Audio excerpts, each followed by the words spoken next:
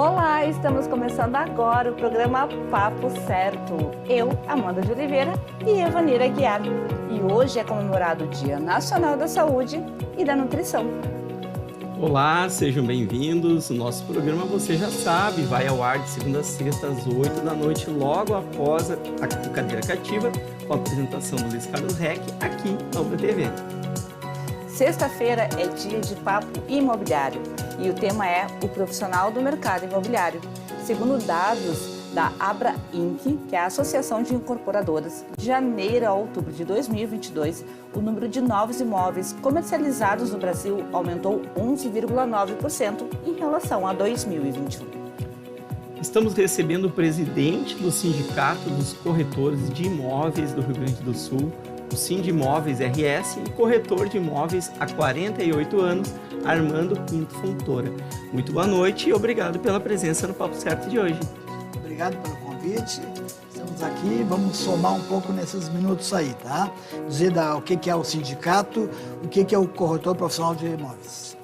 Isso mesmo. Então vamos lá, Armando, para o nosso Papo Imobiliário de hoje.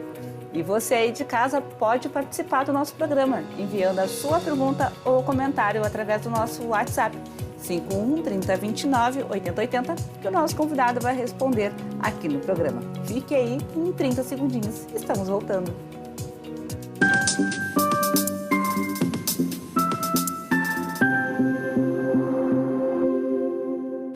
Estamos de volta com o Papo Certo e não se esqueçam que também estamos ao vivo pelo YouTube e Facebook e vocês podem compartilhar o programa através dessas redes sociais. Armando, então, para começar a nossa conversa de hoje, o que é o Sindimóveis RS e como ele atua? Sindimóveis é um sindicato dos corretores de imóveis do estado do Rio Grande do Sul. Ele atua na defesa e na ajuda do corretor de imóveis. O Sindimóveis é dos corretores de imóveis, tá? Tem o Secov, que é das imobiliárias, e nós somos do corretor profissional. Certo. E como é a atuação do Sindimóveis? O que ele faz, desenvolve?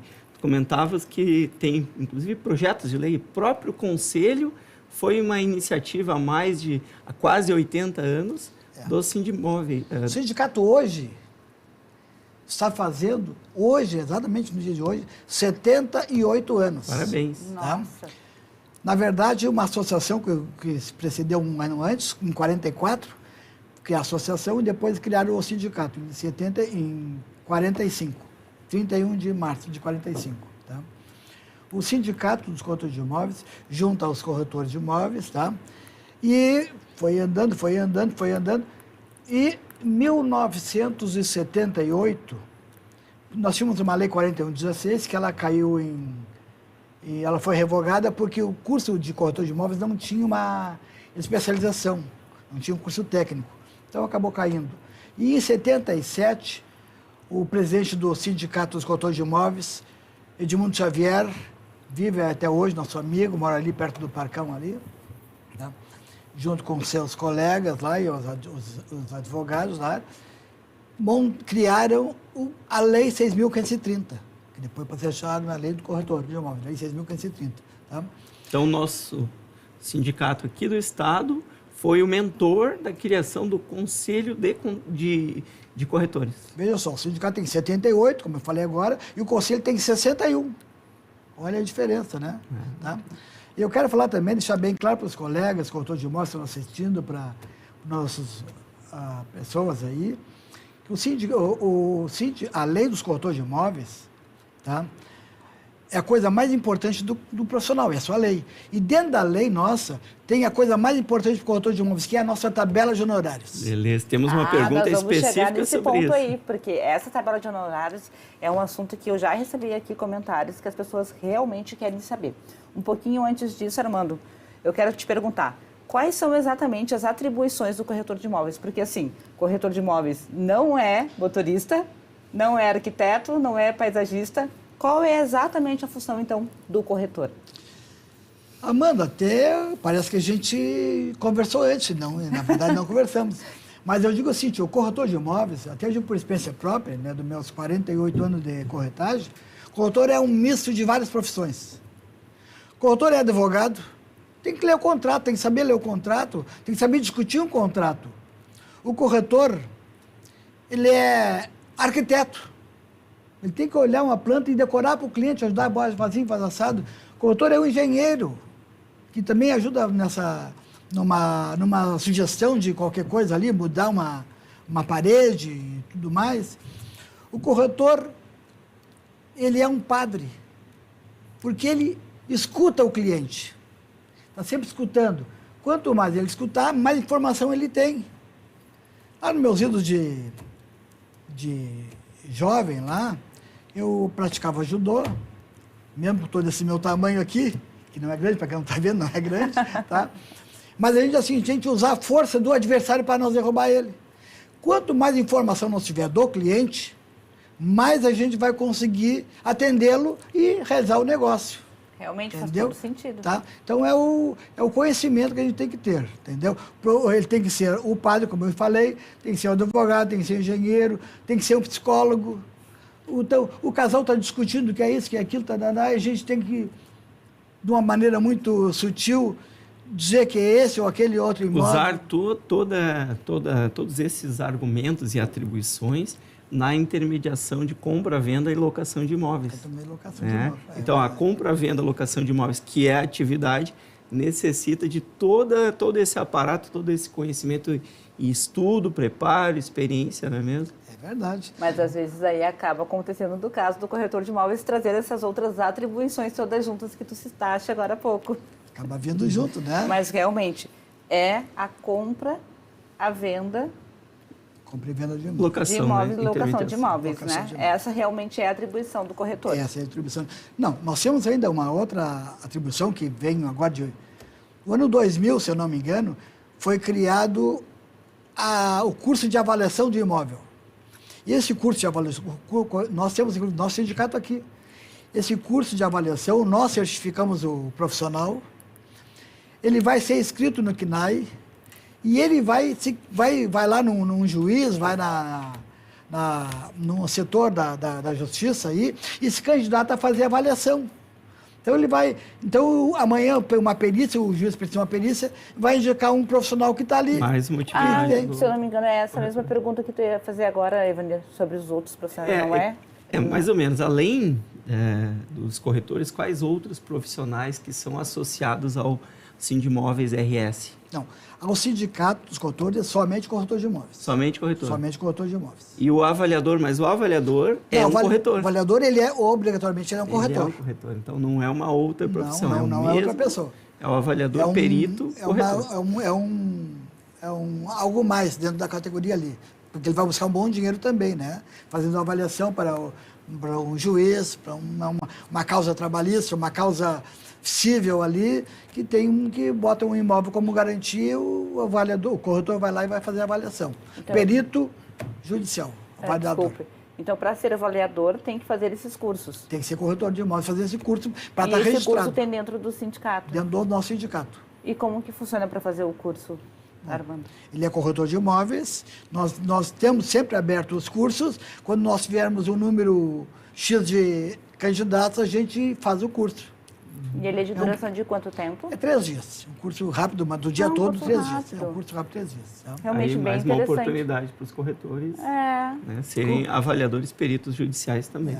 Até porque depois a gente vai querer saber, através do Armando, quais são, então, as atribuições dos avaliadores. Mas continuando mais um pouquinho por aqui, e o número de corretores de imóveis no nosso estado, ele tem aumentado anos após ano? Claro, tivemos a pandemia, como foi durante esse período? Também, né? Amanda, só para ter uma ideia, nós temos hoje no estado algo em torno de 35 mil corretores registrados. Atuantes, tá? Registrado atuantes, tá? No país, nós temos mais de 600 mil corretores no país todinho aí. É uma classe muito importante, realmente, de profissionais. Tá? Muita gente, tá? Uhum. Armando, fale para nós como foi definido esse percentual que todo mundo sabe de 6% de comissão do corretor. O profissional pode cobrar mais ou menos?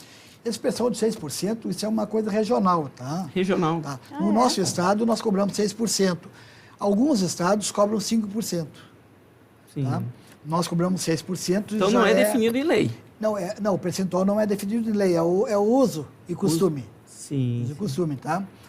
Dentro desse percentual, tem um costume de o corretor, há mais tempo, ele ganhava 40% desse valor. Um agenciador, que é aquele corretor que traz o imóvel para imobiliário para ser vendido, tá? Ele recebia em torno de 10%. Com o tempo mudou um pouco isso aí, e a imobiliária ficaria com os outros 50%. Com o tempo mudou. Então, hoje, a maioria das imobiliárias pagam em torno de 33% da comissão, né? Tá? O agenciamento paga em torno de 17%, que dá os 50%. Tá? E os outros 50% é dividido entre uma parte da empresa, uma parte da gerência e coordenação, que às vezes tem coordenação de um prédio, então tem o coordenador daquele prédio ali, então ele ganha também mais um percentual. Mas isso está dentro de um contrato, que hoje é obrigatório, por lei, está dentro da nossa lei 6.530, um contrato de corretor associado. Quando o cara vai trabalhar, o corretor vai trabalhar na imobiliária, ele faz um contrato de corretor associado, tá? E esse contrato ele foi aprovado, está em lei desde 2015. Tá? E ali diz que esse contrato, para ter validade, até para evitar algum transtorno amanhã depois, uma briga judicial, trabalhista no meio, ele deve ser registrado no Sindicato dos Corretores de Imóveis. Tá? Independente de uma coisa das leis aí também que pode agravar uma situação aí de... E uma revisão também deste contrato pelo próprio sindicato, né? Para defender ambas as partes. Exatamente. Da hoje um corretor, um dono de uma imobiliária me ligou com um problema... Uma demanda trabalhista. Uma demanda trabalhista. Mas Armando, o que o sindicato faz que não me ajuda? Eu disse, olha, o sindicato é dos corretores de imóveis. Só isso. Não da imobiliária. Não da imobiliária. Aí é o outro. Da imobiliária é o Secov. É o Secov. Tá? E eu, inclusive, fui no Secov para a gente fazer para a gente acelerar esse contrato nas imobiliárias, para que o sindicato que também... nem todos esses 35 mil têm esse contrato. Não, até que não, porque tem muita gente que é autônomo. Quando ele é autônomo, Sim, ele não tem que fazer certo. contrato só com ser ele próprio. vinculado Né? Só quando ele é vinculado com a imobiliária. Eu trabalho com uma imobiliária. Tem várias imobiliárias em Porto Alegre que são registradas, que registram os contratos no sindicato nosso, e outras, e muitas no interior. Vimos aí algumas atribuições do sindicato, além de propor lei, de registrar os profissionais, cursos de formação e defender interesse. Até agora vimos tudo isso. É isso mesmo. E estamos gostando muito do programa de hoje. Mais aprendizado, não é? Para nós e também público aí de casa.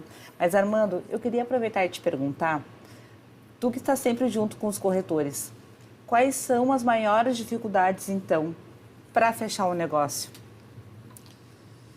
Eu digo assim, em primeiro lugar, é conhecimento, né? A pessoa tem que ter conhecimento de tudo que a área que ele vai trabalhar tem que ter conhecimento. Como eu digo, ele tem que saber ler um contrato, tem que saber discutir, tem que saber defender o interesse ali na hora ali. Aí, o pior, a coisa mais dificuldade que ele tem aí é tirar eu acho que é tirar o sim do cliente. E tem muitos clientes que estão loucos para assinar.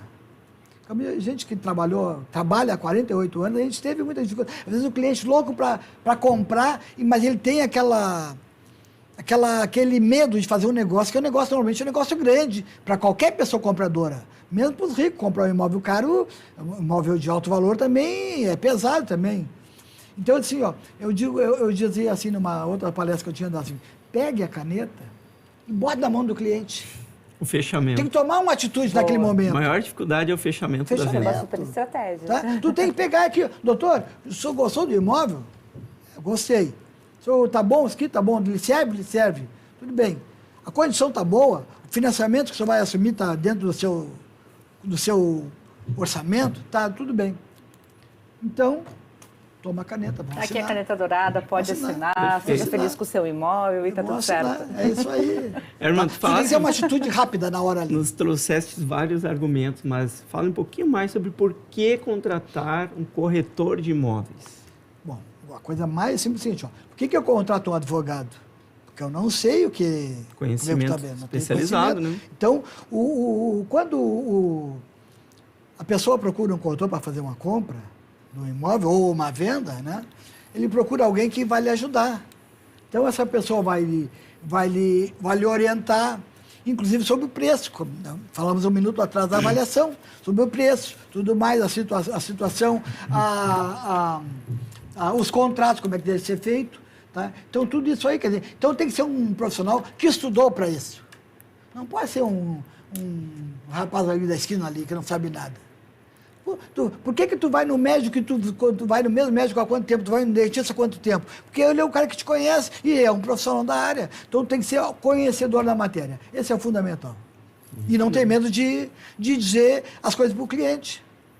Né? Certa vez, eu atendendo um cliente, que naquele momento eu nem sabia o tamanho do quanto ele era rico, e eu daqui a pouco digo, doutor, mas só tem que comprar esse imóvel, já que o senhor não tem condições de comprar o outro, aí sim tem financiamento. Daí ele, tá, como é que é tanto? Daí eu dei um choque nele, dizer assim, dele, tudo bem, então tá, vou comprar. Bom, para ter ideia, ele foi para comprar uma sala, ele acabou meio prédio, na época, meio prédio na Carlos Gomes. Perfeito. E eu fui levando ele. Muito bem. Tinha condições de compra também, né? Não tem condições de compra, não adianta, né? Certo. Nós falamos um pouquinho antes sobre o número de corretores, mas tu tens para nos passar o número de imobiliárias que tem mais ou menos aqui no nosso estado? Tem em torno de, registrado no nosso estado, em torno de 4.900 imobiliárias. 4.900.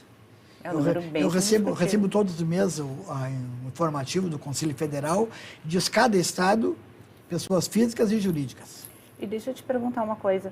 Todas as imobiliárias têm que ter um corretor registrado? É obrigatório? Como funciona em relação a isso?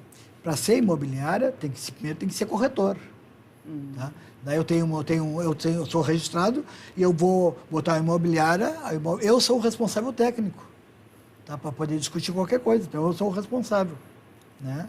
Eu vou contratar os corretores, através daquele contrato de corretor associado, e vou fazer e vou trabalhar. Mas tem que ter a pessoa jurídica. A pessoa precede de uma pessoa física. Perfeito. Então, sabemos que parte para ter uma imobiliária, primeiramente, então, ser um corretor de imóveis.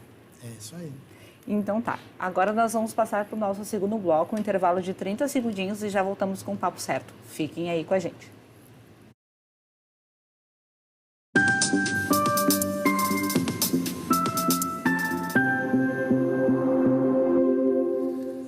Armando, quais são os cursos necessários, então, para ser um corretor e quais cursos o sindicato oferece?